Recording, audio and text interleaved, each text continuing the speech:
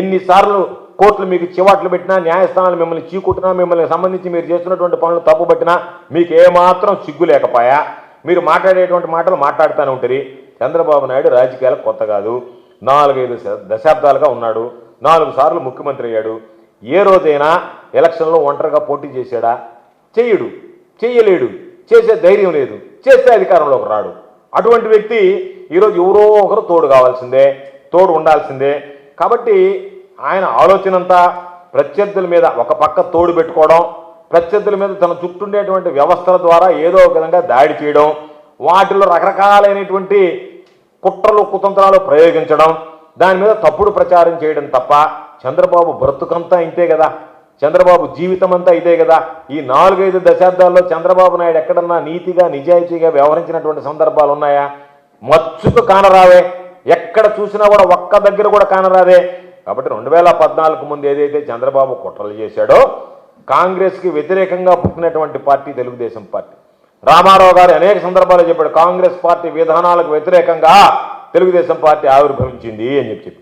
నువ్వు అదే కాంగ్రెస్తో మిలాఖత్ అయ్యి వాళ్ళతో కలిసి జగన్ గారి మీద కేసులు పెట్టించి, ఎర్రనాయుడు అశోక్ గజపతిరాజు దగ్గర ఫిర్యాదులు చేయించి, దాని ద్వారా కాంగ్రెస్ పార్టీ ఇప్పుడు అధికారంలో ఉన్నప్పుడు జగన్మోహన్ రెడ్డి గారిని ఇబ్బందులు పెట్టినటువంటి వాళ్ళు మీరు.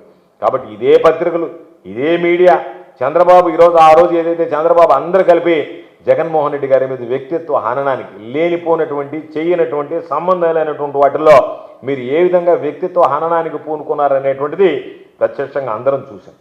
అన్నిటిలో వాటన్నిటిని భరించాడు జగన్మోహన్ రెడ్డి గారు, ఓర్చుకున్నాడు. చేసినటువంటి మీరు తప్పులు కుట్రలు అన్నిటికి తట్టుకొని నిలబడగలిగాడు.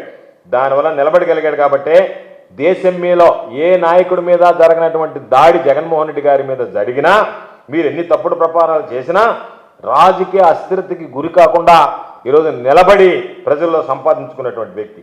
కాబట్టి ఈరోజు ఒక్కసారి మీరు చూస్తే నియంత్ర స్వభావంతో వ్యవహరించేటువంటి వాళ్ళు, కాంగ్రెస్ టీడీపీలో ఉండేటువంటి వ్యవస్థలు, మీకు మద్దతు ఇచ్చేటువంటి వ్యక్తులు అందరినీ అడ్డం పెట్టుకొని ఈరోజు జగన్మోహన్ రెడ్డి గారి మీద మీరు రకరకాలుగా పెడితే జగన్మోహన్ రెడ్డి గారు పర్వతంలాగా నిలబడ్డాడు. జగన్మోహన్ రెడ్డి గారు ఆ పర్వతం కింద పేద బిక్కి మధ్య తరగతి వర్గాలకు సంబంధించి ఆసరాగా అండగా నిలిచి నీడనిచ్చాడు. అత్యంత జనాదరణ కలిగినటువంటి నాయకుడిగా ఎదగగలిగాడు. కాబట్టి దాన్ని మీరు జీర్ణించుకోలేక ఆయన అక్రమంగా అన్యాయంగా 16 నెలలు జైల్లో పెట్టినా, నిర్బంధించినా ప్రజల ప్రేమ అభిమానమే శ్రీరామరక్షగా భావించాడు తప్ప ఎక్కడా కూడా జంకింది కానీ ఎక్కడ కూడా వెనకడుగు వేసినటువంటి పరిస్థితి లేదు. కాబట్టి మీరు ఎన్ని కుట్రలు చేసినా, ఎన్ని ప్రచారాలు చేసినా దేవుడు ప్రజల ఆశీర్వచనం ఉన్నన్ని రోజులు మీరు ఏమీ చెయ్యలేరు అనేటువంటిది మేము గర్వంగా చెప్పగలం. అదే ఆలోచనతో మేము ముందడుగు వేయగలం.